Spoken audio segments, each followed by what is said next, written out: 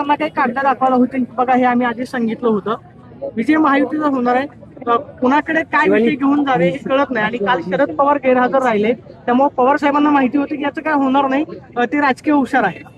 हे बघा, ही लोकशाही आहे, प्रत्येकाला बोलायचा अधिकार आहे. आता तुम्हालाच सांगते पुढचा स्टोरी. काल तुमच्याच सगळ्या चॅनलचे लोक जी उदाहरणं काल महाविकास आघाडीच्या ज्या प्रेस कॉन्फरन्स मध्ये दिली, तुमचेच संध्याकाळी चॅनल त्या घरी गेले.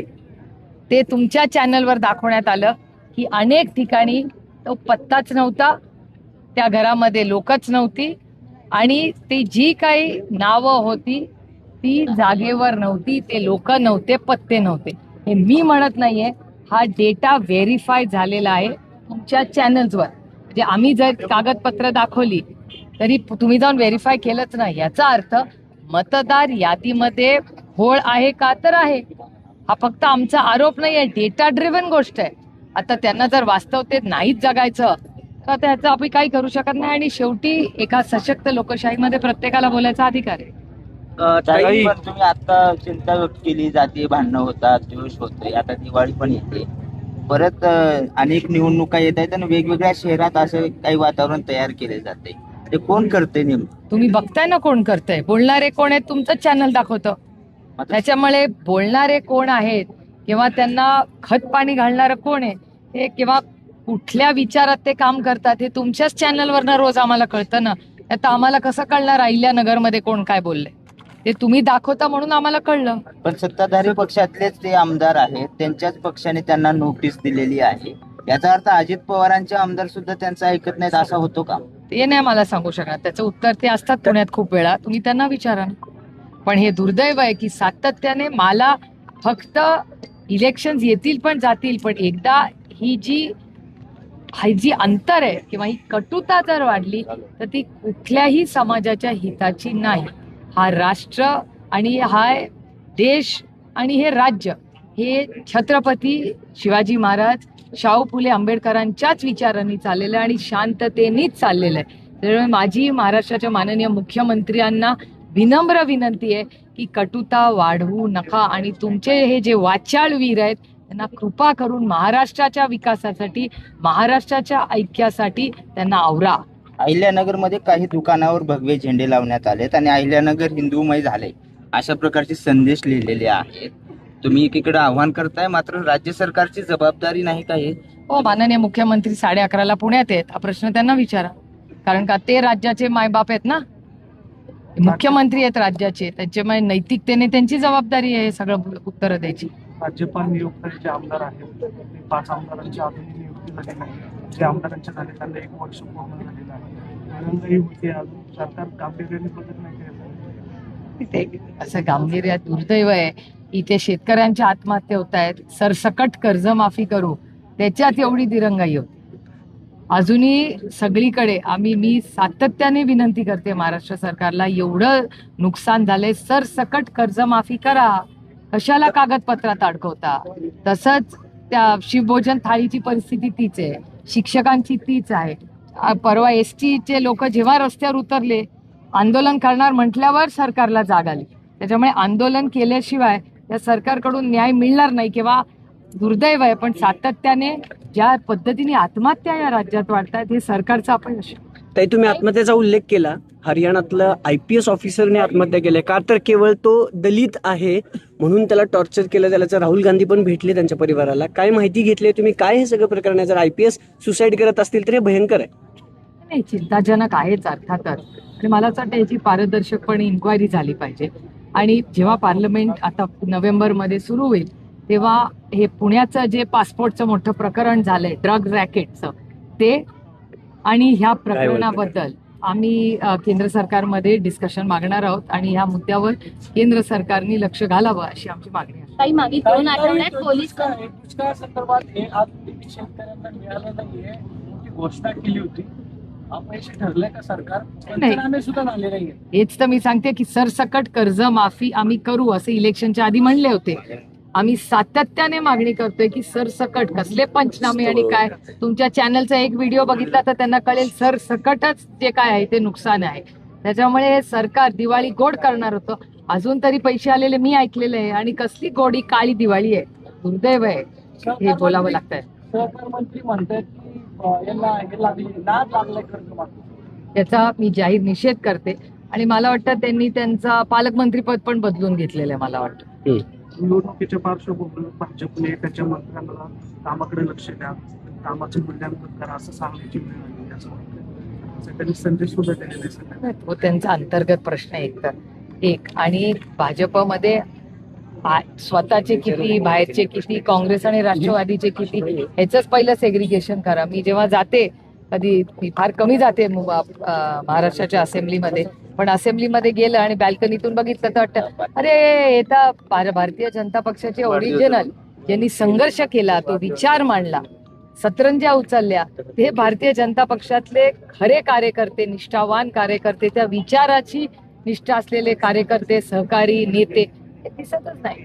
आता बाहेरचेच सगळे दिसतात तिथे आलेले नवीन. ताई, तुम्ही एक ट्विट केलंय, दिवाळी सोबत करणार नाहीये. खरं तर भावनिक साध आहे ही. एक मिनिट सागरदा, भावनिक साध आहे ही की म्हणजे तुम्ही जो काही दुःखाचा डोंगर पवार परिवारावर कोसळला होता, दादा पण म्हणाले की त्यामुळे करणार नाहीत, पण आता पवार कुटुंब एकत्रित पण येणार नाही दिवाळी सणानिमित्त की करणारच नाही सर? काही गोष्टी प्रायव्हेट असतात. माझ्या काकी वारल्या आहेत. Please let's be sensitive about the issue. मागील काही दिवसांपासून पुण्यात कायदा आणि सुव्यवस्थेचा प्रश्न निर्माण झाला आहे. आपण जर बघितलं तर 2025 म्हणजे आता 10 महिन्यातच 37 पोलिसांवर हल्ले झाले आहे. पोलीस सुरक्षित नसेल तर पुणे शहरातले बाकी जनता सुरक्षित दिसत नाहीत.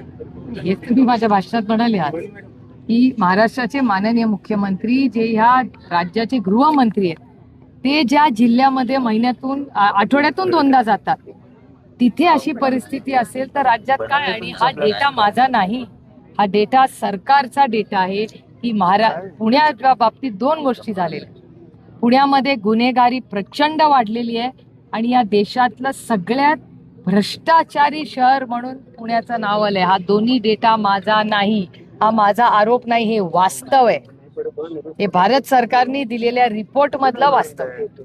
त्याच्यामुळे भ्रष्टाचारात पुढे आणि असुरक्षित असं भारत सरकार पुण्याबद्दल म्हणते. ठीक.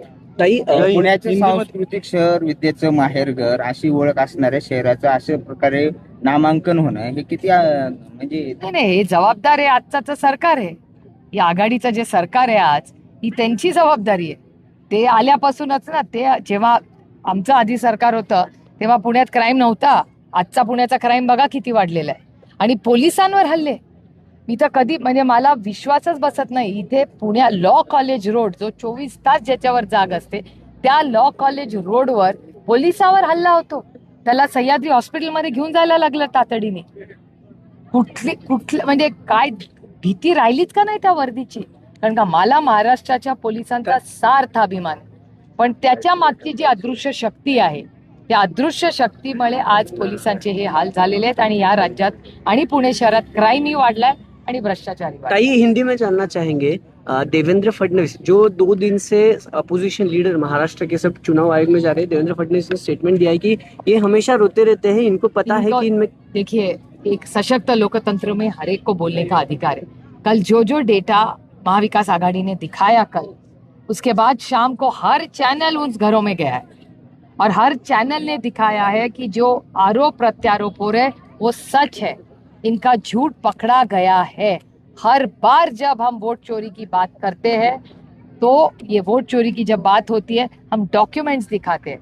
ये हवा में तीर नहीं है, हम डॉक्यूमेंट्स दिखाते हैं. और हर घर आप गए हैं और एक एड्रेस पे 800 लोग, कहीं यहाँ एड्रेस है ही नहीं, आधार कार्ड है ही नहीं, कोई 100 साल का है, उसका बच्चा 25 साल का है. पता नहीं क्या क्या उन्होंने भरे, फॉर्म कैसे भरे.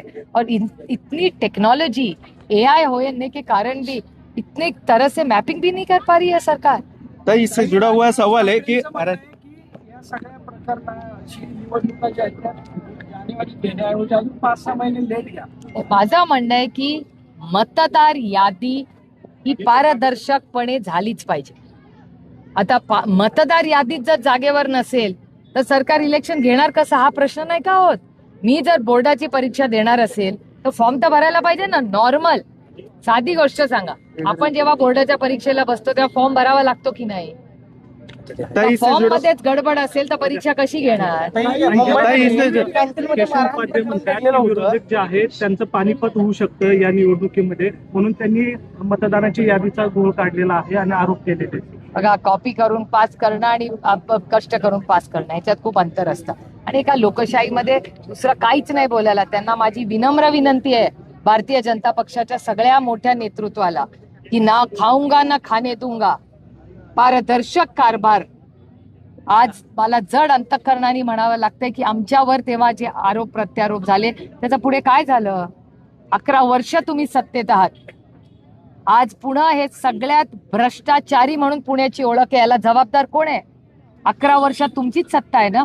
मग भारतीय जनता पक्ष जबाब दो की भ्रष्टाचार मुक्त भारत तुम्ही करणार होता, मग आमचं पुणे सगळ्यात भ्रष्टाचारी झालं कसं? त्याची जबाबदारी कोण घेणार? भारतीय जनता पक्षाला घ्यावी लागेल.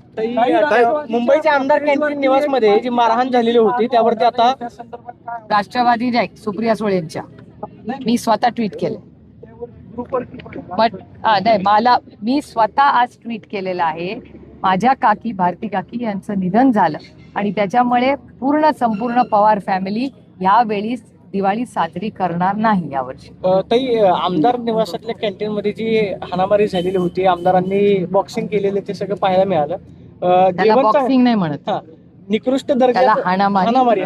निकृष्ट दर्जाचं गुंडागर्जी जेवण, म्हणतात त्याला, बॉक्सिंग नाही म्हणत. बॉक्सिंग रिंग मध्ये होत असतं, मारामाऱ्या रस्त्यावर होत असतात. बहुत अंतर येतो. त्याच्यामध्ये अन्न औषध प्रशासनानं आता कॅन्टीनला क्लीन चिट दिलेली आहे.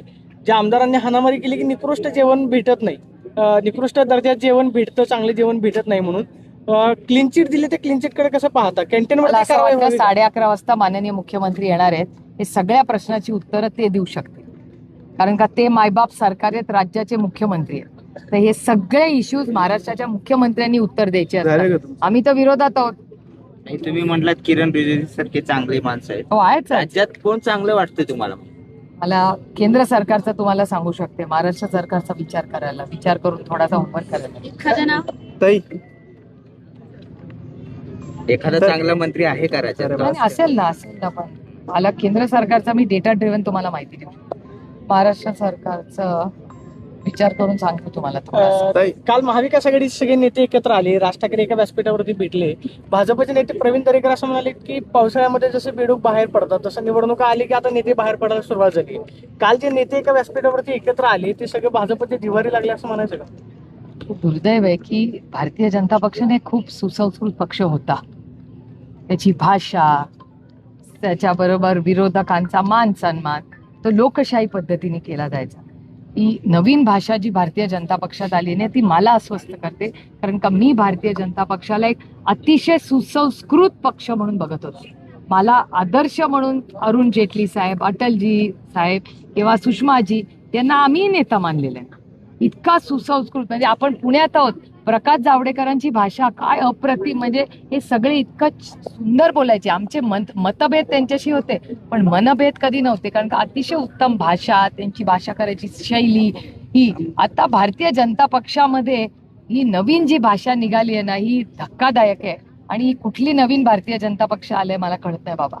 ताई, हिंदीत एक प्रश्न है कि आप चुनाव आयोग के पास गए, वो केंद्र की तरफ जाने के आग्रह कर रहे हैं, पर आप ये सब प्रूफ लेके कोर्ट में क्यों नहीं जा रहे? सब मीडिया पर ही सब ये ट्रायल चल रहे ये मीडिया पे कहाँ ट्रायल चल रहा है? हैं. आप सब जगह से हो रहा है, कोर्ट सबको का कोर्ट में भी जा रहे हैं, कई लोग गए भी है कोर्ट में. इस बारे में चुनाव आयोग के कुछ सदस्यों ने भी कहा था, वो एफिडेविट बनाने के लिए, एफिडेविट से उत्तर देने के लिए कहा था राहुल गांधी को, वो भी नहीं दिया अरे गया. हमने भी कितने एफिडेविट दिए जब हमारी पार्टी तोड़ी गई गलत तरीके से.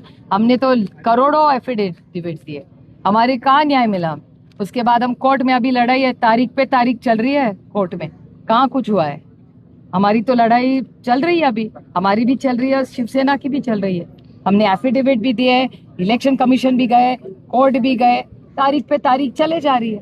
और एक सवाल, आपने अभी स्पीच में कहा कि दौंड के आमदार है राहुल कुल, उन्होंने आपको सहकार्य किया जब दंगल जैसी सिचुएशन वहाँ पर परिस्थिति क्रिएट हुई थी. सही है. क्या आपका उस टाइम उसके साथ कॉन्वर्सेशन हुआ था और उनका भी क्या कहना था उस वक्त? शांति और अमन चाहते हैं हम. कोई भी हमारा सांसद मैं हूँ, लेकिन हमारे जो विधायक है, हमेशा मुझे लगता है इलेक्शन में लड़ाई होनी चाहिए, लेकिन 5 साल विधायक से रिश्ता रखना चाहिए, क्योंकि बहुत बार ऐसा होता है कि हमारे निर्वाचन क्षेत्र में बहुत बार बाहर से कुछ लोग आते हैं, गड़बड़ करते हैं।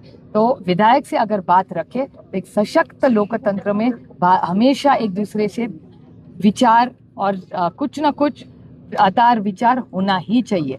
और मैं तहे दिल से राहुल कुल जी की आभारी हूँ कि उस वक्त में हम सब ने पार्टी और हमारे जो विचार है वो अलग छोड़ के दौड़ के लिए हम साथ साथ वो उस इश्यू के लिए हम सब अमन और शांति चाहते थे। An IPS officer is conducting a suicide. How do you look at this? It's very unfortunate what has happened. I think there has to be a detailed inquiry. And when we go to Delhi, we have decided that we will ask for discussion on two major issues to the Home Ministry. One is going to be this suicide in Haryana. And second is this big criminal issue which has happened in Pune, where a big drug racketeer has made a fake passport and has fled from India. I think it's a very, very serious issue. It's an issue of national security. So I think these are two major issues that we will ask the Honorable Home Minister of India to intervene. What is पोलिसांना आतापर्यंत निलेश भावे असू देत, आंबेकर टोळी असू देत किंवा बाकीचे सगळे आरोपी सापडतात, मात्र मुरलीधर मोहळांच्या कार्यकर्त्याला मारहाण केलेली किंवा त्या प्रकरणातले जे आरोपी आहेत म्हणजे मारणे आहेत ते सापडत नाहीत. गेले 7-8 महिने झाले त्यांचा पुणे पोलीस शोध घेत आहेत. नाही कोण सापडलंय? सगळे पळूनच जातात. सगळे मला वाटतं जगामधून पळून जायला सगळ्यात सोपं शहर हे पुणे झालेलं आहे. कुणालाही देश सोडून जायचंय, पुण्याला या, तुम्हाला इथून कुठला रूट नवीन काढलाय माहिती काढायला लागेल. या सगळ्या गोष्टी माननीय अमित शहाकडे नेणार आहे, कारण का हे नॅशनल सिक्युरिटीचे इश्यूज, ड्रग रॅकेटियर्स, इथे खून, इथे अजून महिलांवरचे अत्याचार, इथे हुंडाबळी, जो काय क्राईम आहे ना, हे मी खूप जड अंतकरणाने म्हणते की तो पुण्यात आहे. आणि सगळ्यात जास्त भ्रष्टाचारी शहर म्हणून पुण्याचं नाव आले. हा डेटा माझा नाहीये, केंद्र सरकारचा डेटा आहे. पोलीस आयुक्तांचा अपयश नाही काही, पोलीस आयुक्त सातत्याने पोलीस म्हणतात, डिपार्टमेंटचं अपयश आहे. पूर्ण डिपार्टमेंटला जबाबदारी घ्यावी लागेल त्याची. सामन्यामध्ये टीका केलेल्या सरकारवर हे सरकार बंद आणि मंद सरकार आहे. बंद तर दिसतच आहे ना, काही होतच नाही. हे दुर्दैव आहे की एवढी मोठी सत्ता असताना ज्या पद्धतीने सर्वसामान्य गरीब कष्ट करणारा, मग शेतकरी असू दे, शिक्षक असू दे, महिला असू दे, सगळ्यांवर जे अन्याय होत आहेत हे खूप दुर्दैवी आहे. आणि ह्याच्यात महाराष्ट्राचं हित नाहीये. करोडो नोकऱ्या महाराष्ट्रातल्या दुसऱ्या राज्यात जात आहेत. आता गुगलची एवढी मोठी इन्व्हेस्टमेंट गेलीच ना आंध्राला. ओके. चिंताजनक आहे.